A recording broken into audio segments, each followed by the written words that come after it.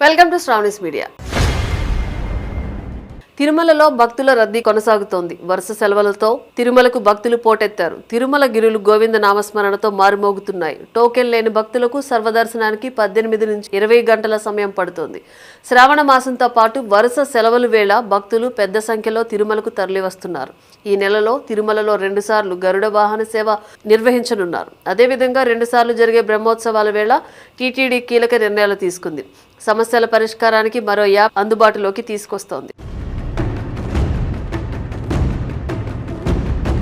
తిరుమలలో సెప్టెంబర్ 15వ తేదీ నుంచి బ్రహ్మోత్సవాలు జరగనున్నాయి.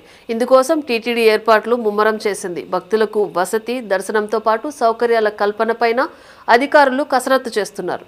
అదే సమయంలో బ్రహ్మోత్సవాల వేళ తిరుమలలో పారిశుద్ధ్య నిర్వహణపై ప్రత్యేక దృష్టి సారించినట్లు టీటీడీ అదనపు ఈవో వెంకయ్య చౌదరి తెలిపారు. అందులో భాగంగా సమీక్ష చేశారు. తిరుమలను మరింత స్వచ్ఛంగా తీర్చిదిద్దేందుకు అవసరమైన చర్యలపై ఏజెన్సీల ప్రతినిధులతో చర్చించినట్లు చెప్పారు.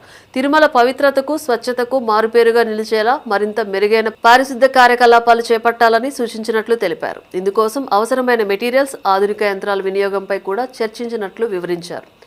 అదేవిధంగా తిరుమలలో పారిశుద్ధ్య నిర్వహణను మరింత సమర్థవంతంగా పర్యవేక్షించేందుకు కొత్తగా నందకం యాప్ అభివృద్ధి చేస్తున్నట్లు అదనపు ఈవో తెలిపారు.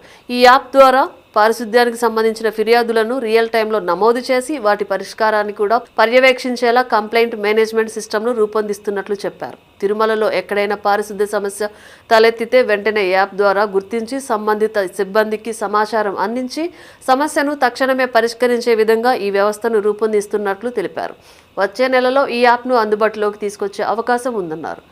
తిరుమలతో పాటు ఘాట్ రోడ్లు, శ్రీవారి మెట్టు, అలిపిరి ఫుట్పాత్, ఇతర పరిసర ప్రాంతాల్లోనూ స్వచ్ఛతకు ప్రాధాన్యత ఇస్తున్నట్లు తెలిపారు. తిరుమల వంటి పవిత్ర క్షేత్రానికి వచ్చే ప్రతి ఒక్కరూ ఇక్కడి పవిత్రత, స్వచ్ఛతను కాపాడాల్సిన బాధ్యత గుర్తించాలని సూచించారు. కూటమి సర్కార్ అధికారంలోకి వచ్చిన తర్వాత తిరుమలలో భక్తుల సౌకర్యాలపైన దృష్టి సారించింది. ఇప్పటికే ఏఐ టెక్నాలజీ ద్వారా ఎక్కువ మంది భక్తులకు స్వామివారి దర్శన భాగ్యం కలిగిస్తున్నారు.